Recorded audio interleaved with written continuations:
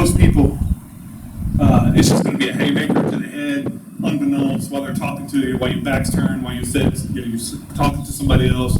You're going to see the swing coming. What do? Normally, I'm going to tell you what you do. Again, with Bagua Kuntao, especially Bagua Kuntao Silat, we fight with our entire body from the feet up, not just in issuing power, but also engaging the opponent. So if I see that, you can see here, I'm engaging him, stepping on his ankle, which I try not to do just to indicate here while I'm stepping, so he's going to go back. And it's a heavy hit, as you just saw. I don't have to wind up. I don't have to prepare.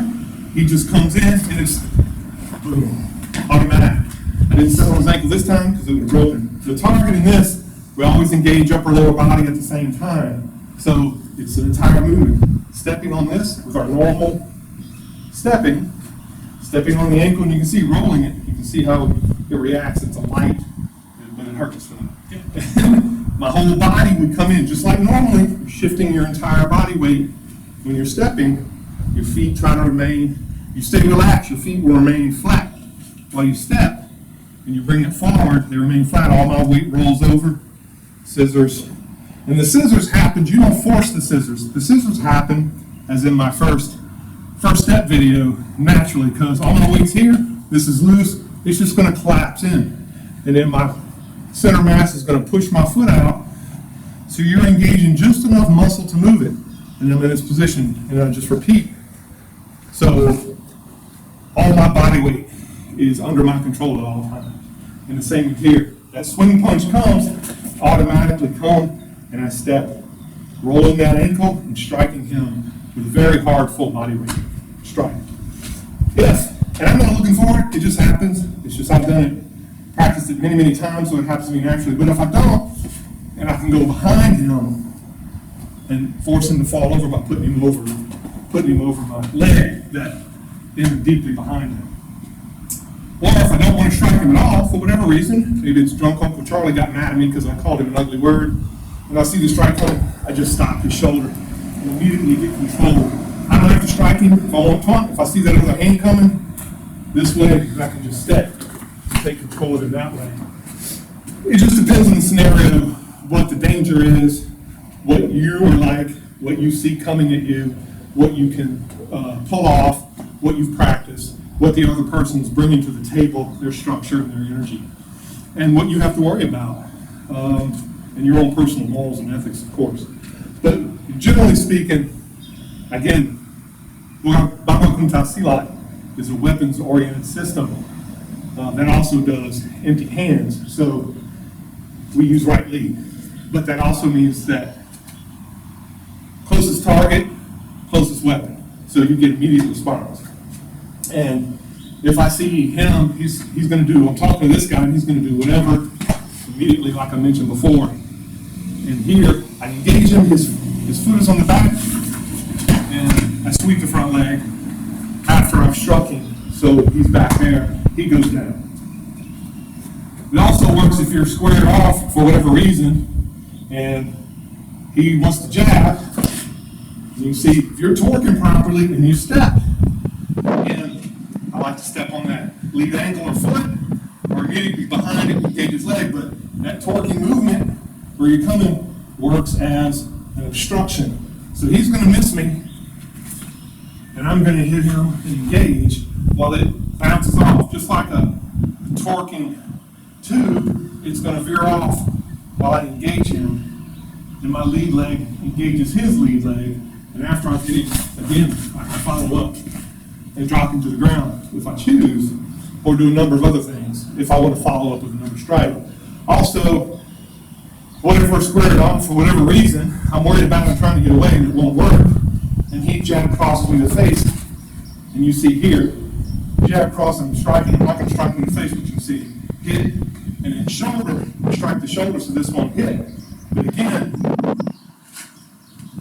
I can, while doing this exact, immediately go to this movement, striking the leg. That's after jab cross, and then setting down. So, many uses, but normally it would just be this. Again, while I'm here, it's this movement.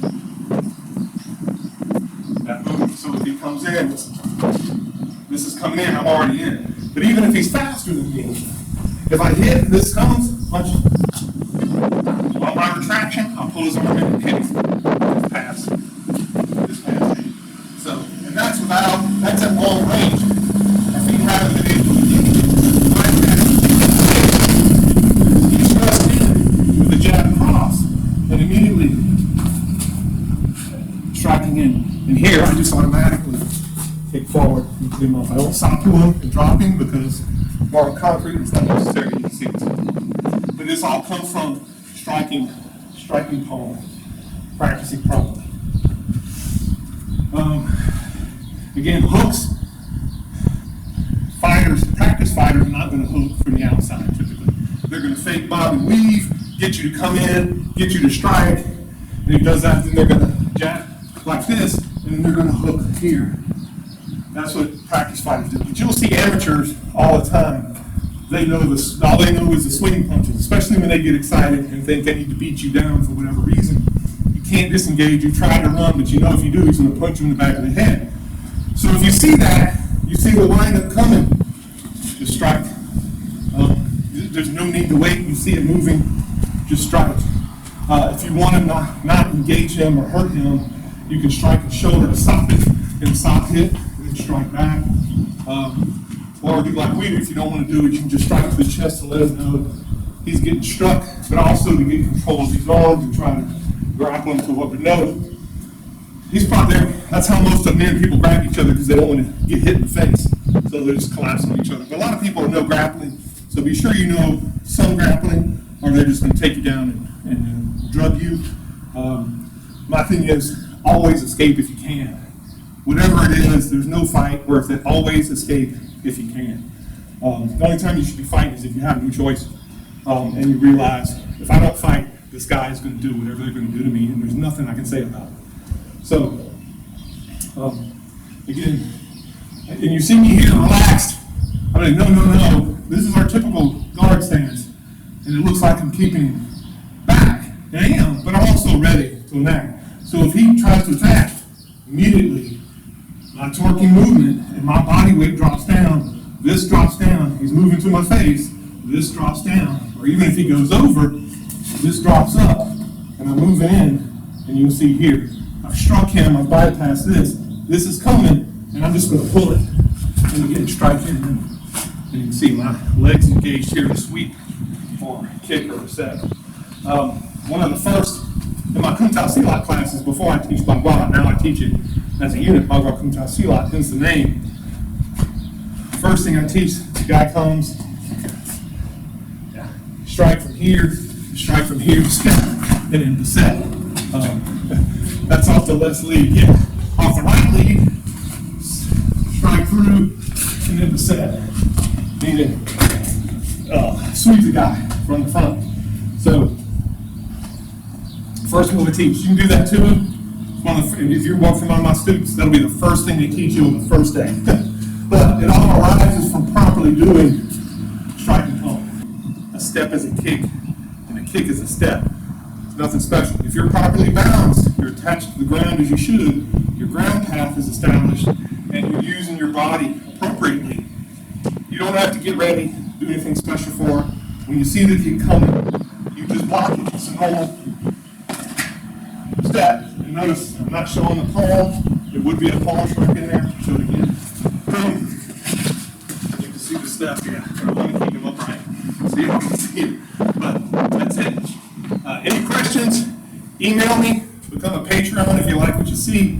You can go to www.popssigong.com. That's popssigong.com. Email me anytime. Join my forum and talk about it. And I hope to see you.